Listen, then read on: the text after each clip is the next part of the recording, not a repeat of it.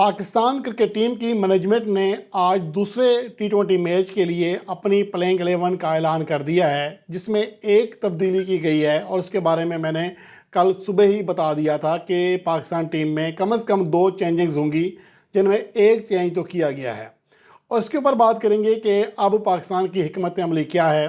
और उसके साथ साथ जो आज की दूसरी बड़ी खबर है पाकिस्तान क्रिकेट के फैंस के लिए, वो ये है कि इमाद वसीम ने रिटायरमेंट का ऐलान कर दिया है।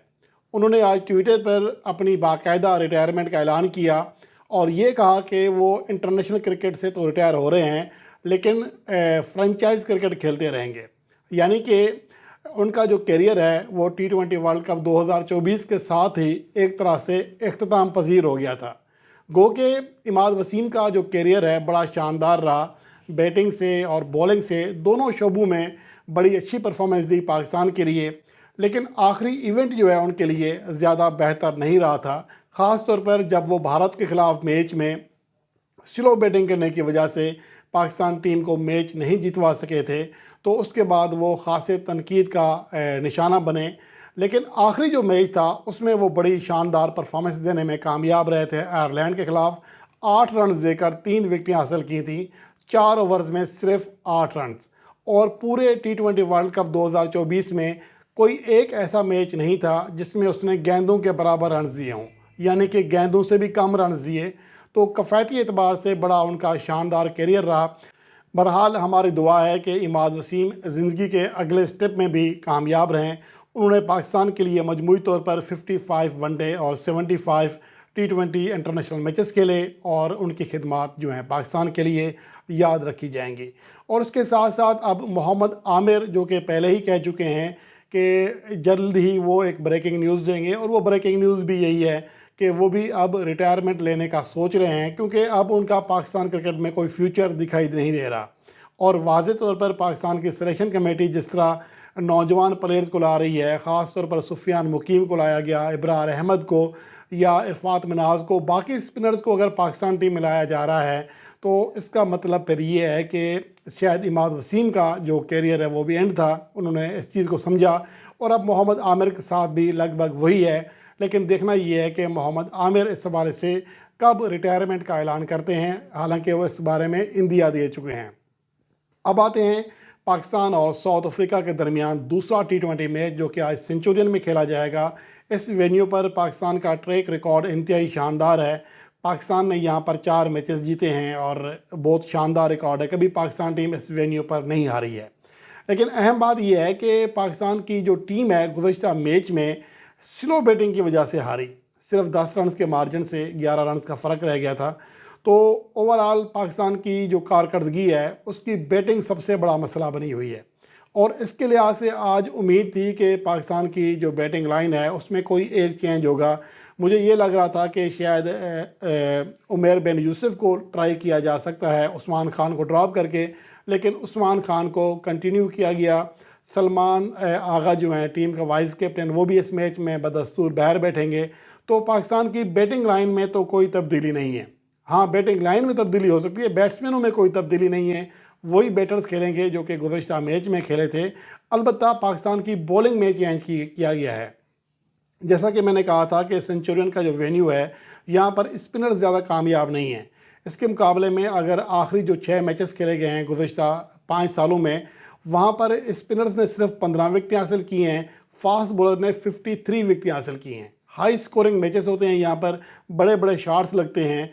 तो इसलिए मेरे ख्याल में ये फ़ैसला सही है। अलबत्ता ये टीम मैनेजमेंट का फ़ैसला है कि किसी एक स्पिनर को बिठाना था। मैंने आज कहा था कि सुफियान मुकीम या इब्रार अहमद में से एक बाहर बैठेगा, तो सुफियान मुकीम को बाहर बिठा दिया गया है और उनकी जगह मोहम्मद हसनैन के बजाय जहानदाद खान को टीम का हिस्सा बनाया गया है। एक तो वो बैटिंग कर लेते हैं और किसी हद तक निस्बतन मोहम्मद हसनैन से बेहतर बॉलर हैं। और देखना ये है कि आज वो कैसी कारकर्दगी दिखाते हैं। जिनका डेब्यू दौरा ऑस्ट्रेलिया में हुआ था और पहले मैच में वो किसी हद तक अपनी बॉलिंग से मुतासर करने में कामयाब रहे थे, लेकिन जिम्बाब्वे के ख़िलाफ़ 3 टी20 मैचेस में उनकी बॉलिंग कारकर्दगी नहायत ही मायूस कन रही। अब देखना यह है कि आज हमारी टीम कैसे खेलती है। पाकिस्तान की प्लेइंग 11 पर एक निगाह डालते हैं, जिसमें मोहम्मद रिजवान और बाबर आजम को यहाँ पर एज ए ओपनर ही शो किया गया है, जो लिस्ट है, क्योंकि स्क्वाड में कैप्टन ऊपर होता है लेकिन जब प्लेइंग 11 का ऐलान होता है तो इसमें नहीं होता। लेकिन पाकिस्तान ने नई रवायत कायम की है। जिम्बाब्वे के ख़िलाफ़ जब पाकिस्तान की प्लेइंग 11 अनाउंस होती थी तो कैप्टन सलमान अली आगा ऊपर रखे, उनका नाम सबसे ऊपर होता था, हालांकि ऐसा होता नहीं है। लेकिन बहरहाल मुझे लगता है कि आज शायद सैम अयूब ओपनिंग करेंगे। हो सकता है कि उनके साथ उस्मान खान को ट्राई किया जाए। मेरा वैसे आइडिया यही है कि होना ऐसा चाहिए, लेकिन ये नहीं पता कि टीम मैनेजमेंट क्या सोच रही है। उसकी वजह ये है कि मोहम्मद रिजवान शुरू के ओवर्स में बहुत स्लो खेलते हैं और उसकी वजह से बाकी बैट्समैनों के ऊपर प्रेशर बढ़ता जाता है और वो रन्स नहीं कर पाते। अगर आप उस्मान खान को और सैम अयूब को एज ए ओपनर भेज दें तो मेरे ख्याल में जो प्रेशर है वो इनके ऊपर नहीं होगा, ये खुलकर खेल सकते हैं, पाकिस्तान को एक फ्लाइंग स्टार्ट दे सकते हैं। लेकिन अगर आप एक एंड से टुक टुक करेंगे, रन्स नहीं बनेंगे, तो जो दूसरा बैट्समैन है उसके ऊपर ऑटोमेटिक प्रेशर तो आता है। और इसी वजह से पाकिस्तान के हालिया अरसे में आप देख लें कि मिडिल ऑर्डर में कोई भी बैट्समैन ज़्यादा कामयाब नहीं हो सका है। तो इस लिहाज से चूँकि मोहम्मद रिजवान को शुरू में स्लो खेलना होता है, तो अगर वो पावर प्ले के बाद आते हैं, चौथे नंबर पर बैटिंग करते हैं, तो ये उनके लिए आइडियल हो जाएगा। अगर वो सिंगल डबल करके 100, 110, 120 के स्ट्राइक रेट से आगाज़ लेते हैं और फिर बाद में मारते हैं, बाद में मारने की अहलियत रखते हैं। गुज़श्ता जो मैच था उसमें डेथ ओवर्स में 211 के स्ट्राइक रेट से खेले थे, बहुत धुआंधार और शानदार बैटिंग की थी।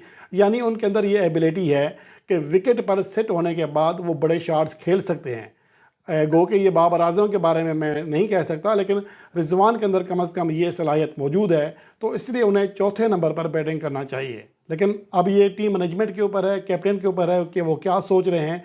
तो बहरहाल पाकिस्तान की टीम के ऊपर दोबारा बात करते हैं, क्योंकि वो बात फिर आगे निकल गई।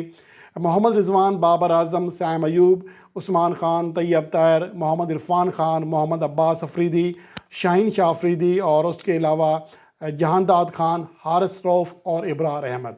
यानी कि गुज़श्ता जो मैच पाकिस्तान टीम ने खेला उसमें सिर्फ एक चेंज किया गया है। अब यहाँ पर इब्रार अहमद के लिए भी बहुत बड़ा इम्तिहान होगा, क्योंकि एक तो उनका दौरा जिम्बाब्वे तो बड़ा शानदार रहा और साउथ अफ्रीका के ख़िलाफ़ जो गुज़श्ता T20 मैच था उसमें भी वो कम से कम शुरू में अच्छी बॉलिंग कराने में कामयाब रहे, विकेटें भी हासिल करके दी, लेकिन बाद में उन्हें 4 छक्के भी पड़े।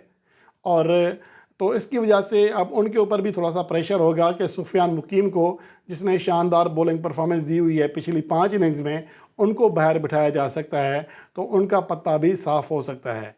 और पाकिस्तान टीम में बदकिस्मती ये है कि मौजूदा वक्त में इमाद वसीम जैसा कोई बॉलर नहीं है जो कि नई गेंद के साथ पावर प्ले में कफ़ायती बॉलिंग करा सके और साथ ही बॉलर्स को सपोर्ट मिल सके, क्योंकि इब्रार अहमद को भी जब छक्के चौके लगते हैं तो इसका इम्पेक्ट दीगर बॉलर्स के ऊपर भी पड़ता है। लेकिन अब बहरहाल पाकिस्तान टीम का अनाउंस हो चुका है। उम्मीद करते हैं कि आज ये पाकिस्तान टीम सीरीज़ बराबर कर देगी दूसरा T20 मैच जीत कर, और पाकिस्तान से उम्मीदें भी यही हैं कि जिसने गुज़श्ता सीरीज़ भी यहाँ जीती हुई है, और उनसे ये उम्मीदें हैं कि पाकिस्तान टीम इस बार भी वहाँ से कामयाब लौटेगी।